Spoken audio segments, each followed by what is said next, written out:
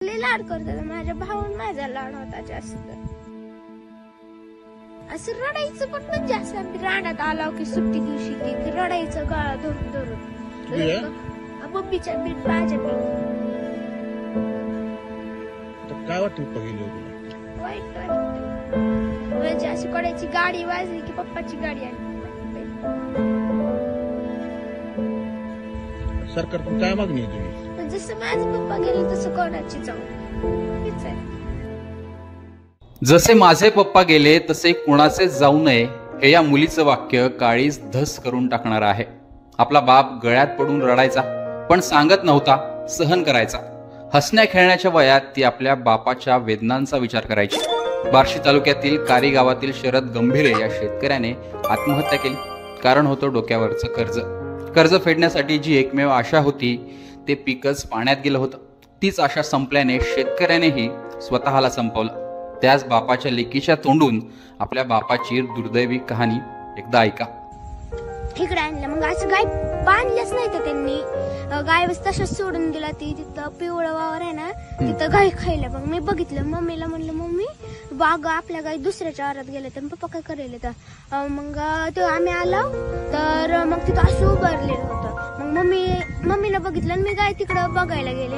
मग मम्मीनं बघितलं मम्मी म्हणजे चिरकाय मम्मीनं भाऊजी म्हणून हाक मारली. मग अंकलच्या आधी मी तिकडून आले पळत काय झालं की मग अंकल झालं. मग मम्मीला एकट्याला उचलूनच गेलं म्हणजे असं बरं मुंटका करायला उचलणं गेलं. मग अंकलनी ती उचललं आणि आजोबांनी आडकी त्यानं ती दोघं कापलं होते.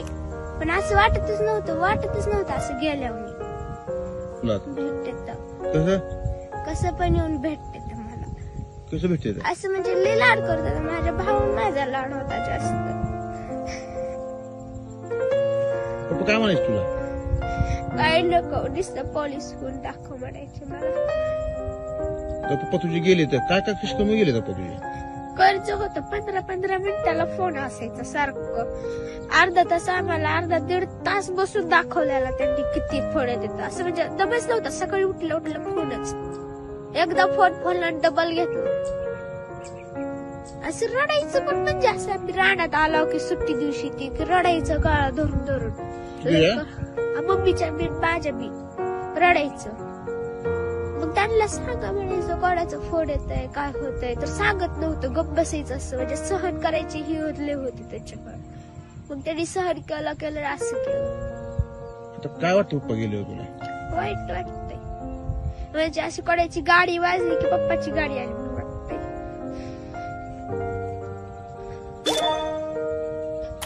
पप्पा स्वप्न पूर्ण करणार का तू? हो. सरकारकडून काय मागणी आहे तुझी? जसं माझे पप्पा गेले तसं कोणाची जाऊ हेच आहे.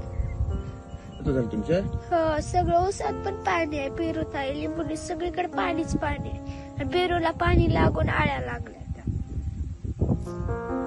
लेकीने हुंदका आवरत बापाबद्दल सगळं सांगितलं. बापाचं स्वप्न पूर्ण करणार हे देखील बोलली.